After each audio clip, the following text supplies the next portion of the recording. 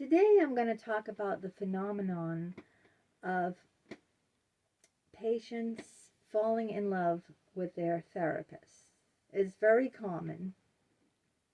It happens quite often, and I'm going to talk about the reasons why this happens, and I'm also going to talk about how unethical it is in a violation if psychologists um, enact on a patient's feeling this way. It's unethical, and in some states it's illegal. It's a felony, and is punishable by jail. I'm trying to get it to be a criminal act in all the states, including the state that I'm in Massachusetts. And I'm going to leave the petition, the link to the petition below, so that people will be able to sign it. Now, a therapist is trained for many, many years, and they know that it's not ethical. It's morally, and in some states, legally, it's a criminal act to act on any feelings that they have or that the patient has. It's very easy for a person to fall in love with their therapist. The therapist is in a role. Their job is to listen and be there for the patient, not to judge the patient, to listen empathically to the patient, to help the patient improve their lives. A lot of people that go to therapy probably never even experience this kind of empathy anywhere else in their life. They're very vulnerable. They're coming for help. And for a therapist to take advantage of that is horrendous. It's a hideous crime. That's what it is. And I want people to know that it's not their fault. For a lot of time, when I thought it was my fault, because my other psychologist, Dr. Richard Guy, said that I was equally responsible. And I can never be equally responsible because I'm the patient. They're the doctor. It's a fiduciary relationship, meaning that they're in a position of power and trust over me. I'm spilling out all my guts, just like a surgeon. Freud compared it to a surgeon, a doctor being a surgeon, and the patient being the person being operated on, because the surgeon cuts the patient open on the operating table, right? You have to have a lot of faith to let someone cut you open. Now, when a patient goes for therapy, they're allowing the doctor inside their mind. They're allowing the doctor to open, to cut them open psychologically, so to speak, And this phenomenon of falling in love, happens quite often. And patients feel confused, they feel ashamed, they feel responsible, and don't know what to do. First of all, it's not being in love. No matter how much you think that you're in love with your therapist, you are not, because a therapist is in a role. They are in a role, just like a soap opera character, right? That person that you watch on the soap or a movie, or a movie star in a movie, that's not who they are. They're playing a part. So the role of a therapist is to sit there and listen to you empathically and non-judgmentally. And a lot of times, it's like the patient has never had that in their life. And so they open up to the psychologists and tell them things that they don't even tell their significant other or their spouse or their parents, or even their best friends, or anyone, siblings, because they're always afraid of being judged. Now, the role of a therapist is not to judge, is to sit there and listen empathically, to be available to the person.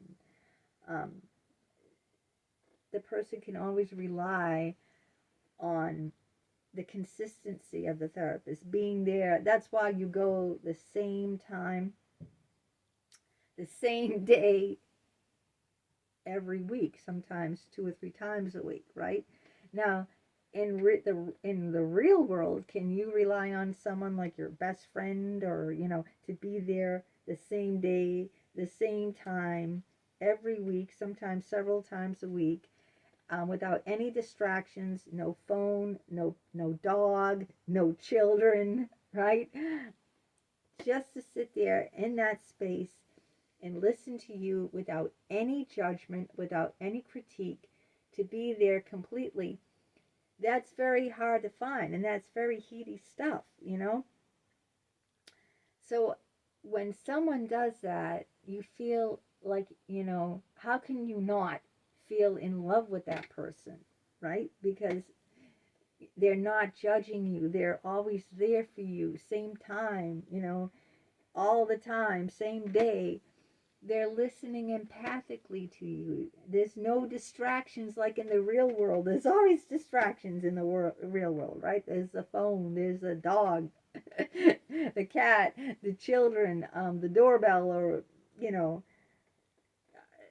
sometimes someone is busy and they got things in their mind and they're only half listening to you. The therapist is supposed to be there and give you their undivided attention. Their mind is supposed to be clear of all things. They're not supposed to judge or critique you or anything. And that doesn't happen in the real world.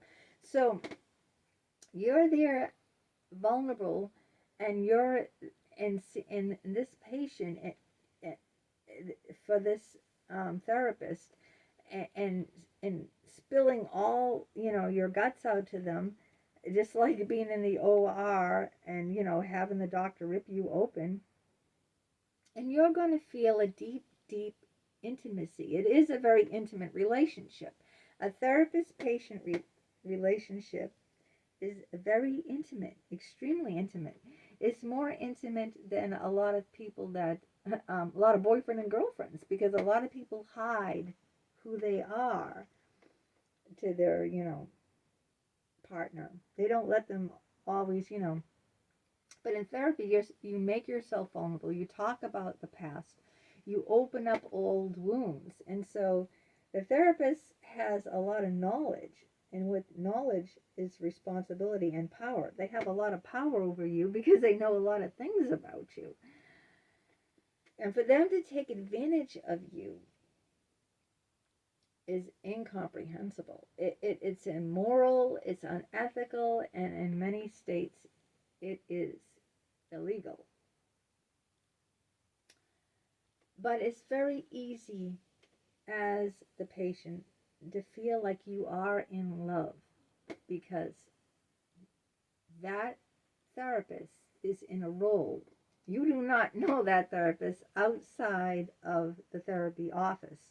Outside of the therapy room, you do not know that person, because I had a 2-year affair with my psychologist, and I brought him to the licensing board, and I got a lawyer, and I sued him and got compensation.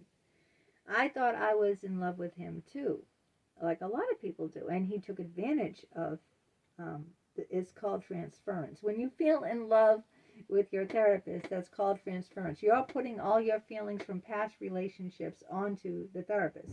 You're not seeing the therapist as a real person, because they're not showing you their real side. They're only in a role. They're in a role.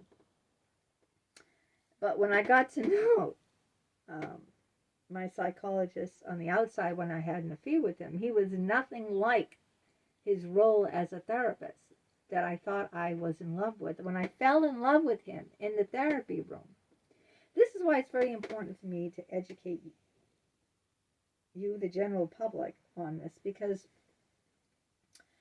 Dr. James Barbaria was very, very handsome.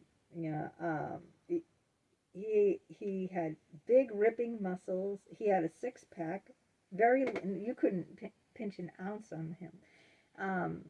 Dark, jet black, thick, satiny, shiny hair and beard.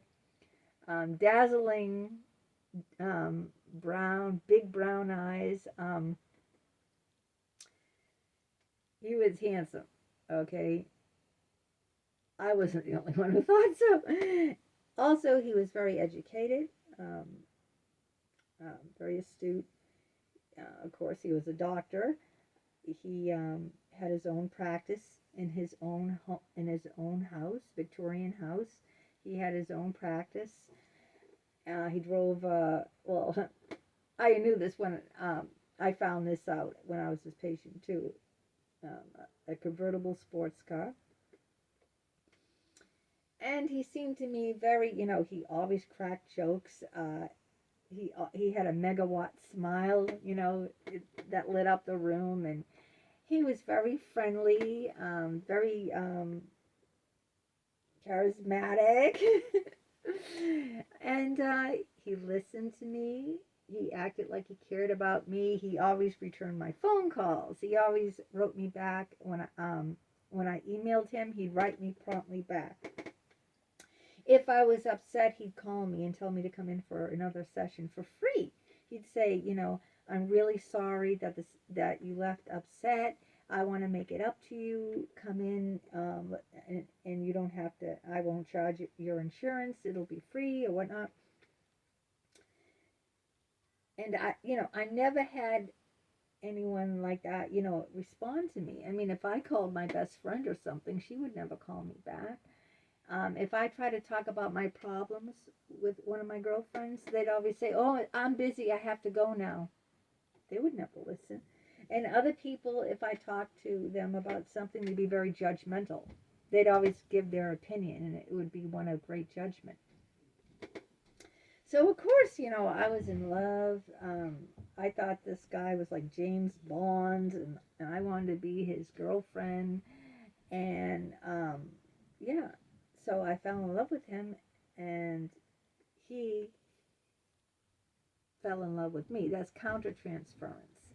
It's not love. You may think it's love, but it's not love. It's transference. Your feelings to the therapist is transference, and their feelings towards you is countertransference. And all transference is you're putting all your feelings from past relationships onto this person that you don't know. Okay, it could be feelings for your father, feelings for your mother, past lovers. It could be anyone, okay, in your life, and this is happening subconsciously, so you're not aware of it. You're saying that's not right. I really love him. He's really caring. He's really funny. He really listens, but that's not who he really is. When I started dating him and having sex with him, I got to know how he really is as a person outside of his role as a psychologist. He was very moody. He swore at me, F you, F this. He was physically, verbally abusive. He was no longer funny, no longer cracked jokes. He was no longer smiling. Like I said, he was very moody, very melancholic, abusive, verbally abusive, physically abusive. He didn't really listen to me at all because outside of that of the therapy office, he was just being himself. Now, would I have fallen in love with a moody, melancholic, verbally abusive person if I got to know them? No. See, I wouldn't have fallen in love with him. The reason I fell in love with him was because I was inside the therapy room where he was in his therapist role. Just like you might I think you're in love with, I don't know, an actor on a soap opera actor, a movie star or something, because you think they're a certain way. um, but they're nothing like that in the real world. They're just playing a role. And that's what the therapist is doing when they're doing their job. They're just in a role. But it's very easy for us, to really, eat that up, especially if they start saying we're special, um, you're beautiful, you're intelligent, you're this and that and the other thing, and they're giving us all these compliments. Who doesn't love compliments, especially from someone handsome who's smiling and cracking jokes and who's always there when we call them? And you see what I'm saying? They're kind of like, it's fertile ground. It's fertile ground for falling in love with the therapist, and it happens often. But it isn't love. And then the shame that comes with it afterwards, and the damage if the therapist acts on that. See, they're supposed to know that. They're trained in that. They're trained not to act out. Acting out is, therapy is supposed to be talk. That's all it is. It's not acting out. You can tell your therapist you want to have sex with them. You can tell them you're in love with them. You can say anything to your therapist. But you can't, the therapist is supposed to have the boundaries. Boundaries are like walls. They keep people safe. Right? Like borders. Keeping people safe. And if the therapist feels, it's always on the therapist to keep the boundaries. See, I was misled by Dr. Richard Geis. He told me I was equally responsible for the sexual relationship. That can never happen. He lied to me, to protect the therapist, Jim, who was having sex with me. See, it was all on Dr. Barberia. He was the professional doctor who was supposed to keep the boundary. Now, since I was lied to by several psychologists, not just Dr. Geis, I thought I was responsible too. And I felt guilty. I felt shameful. I was totally a mess because I didn't realize, I didn't know this reality until much, much later, years and years and years later, did I come to realize this, that the responsibility is always on the psychologist, on the doctor. The doctor is supposed to keep the boundaries. It's not up to the patient to keep the boundaries. It's always up to the doctor. And so I'm trying to come on and I'm trying to get laws changed. And I want to inform patients that when you feel that you're in love, that's perfectly normal. There's nothing wrong with you to feel you're in love with your therapist. That is very common. It happens quite often. It's normal. There's nothing wrong with you. You don't have to feel shameful. You can tell, and you should talk to your psychologist about that. Now, if they don't know how to handle that, then there's something wrong with them. If they try to act on your feelings, then they're unethical. There's something wrong with them. They should be shamed. They should go to jail. There's nothing wrong with you as the patient for having those feelings or even trying to act on them. Even if you do try to act on them, there's nothing wrong with you. You should not feel shamed. You should not feel guilty. Okay? It is always, always, always the therapist's responsibility to hold the boundaries. Okay? To prevent any acting out, and having sex or kissing or anything like that is acting out. In therapy, we're supposed to talk. That is talk therapy. The patient, not for the therapist to talk about himself. No. It's a one-sided relationship in therapy. The patient is supposed to talk about everything, and the therapist is supposed to listen. The therapist is not supposed to talk about their problems, about their life. That's not therapy. And I had some people tell me that what I did with Dr. Richard Geis, they told me that's not therapy. You're not doing therapy with him. And, you know, so I had to learn the hard way. And I don't want other people to repeat my mistakes because I don't want other people to go through the trauma and the pain that I'm going through. Not sleeping, sick to their stomach, and having pain and insomnia, panic attacks constantly, constant anxiety, constant feeling of I'm not worthy, or I'm held responsible because other psychologists said I was responsible, equally responsible for what happened, and I wasn't equally responsible for what happened. I was abused. You know, I was exploited. I was sexually abused by Dr. James Barbaria.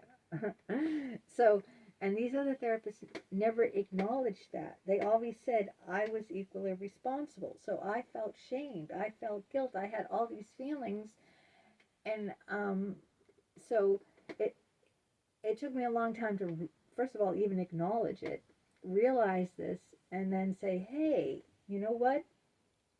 There's an injustice here, and it needs to end, and other people need to be aware of it, because when you're in that position of going for help because, you know, you need mental health, you know, you're not aware of it, of that, you know, you're so caught up in that feeling, you know, it's really like a drug.